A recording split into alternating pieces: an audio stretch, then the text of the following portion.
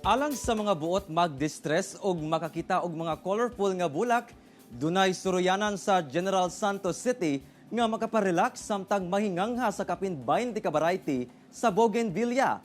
Ato kining suroyon sa report ni Abby Caballero. Sa pagsulod pa lang, relaxing na sa mata kining colorful nga mga bougainvillea dinhi sa usa ka suruyanan sa Barangay Tambler, General Santos City. Kapin 20 ka variety man god sa bougainvillea ang imong makita.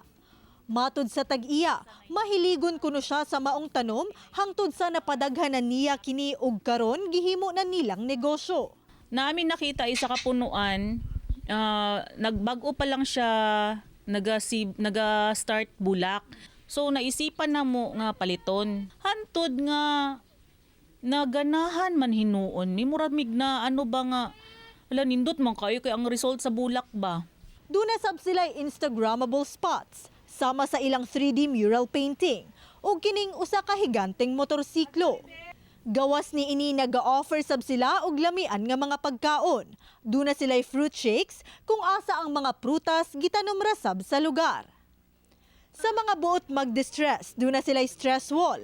Kung asa pwede nimong ipagawas ang imong stress, pinaagi sa paglabay og butilya. Matud sa tag-iya, nagsirado man sila tungod sa pandemya, malaumon sila nga makabangon karong luag na ang restrictions. Super pasalamat gyud kay wala na yung mga lockdown.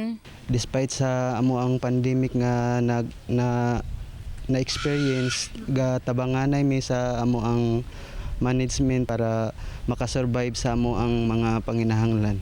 Matag bisita sa mga local tourist destinations makatabang sa pagbangon sa ekonomiya human kini gipahagba sa pandemya. Kauban si Bong Vicencio sa kamera. Ako si Abby Caballero para sa One Mindanao.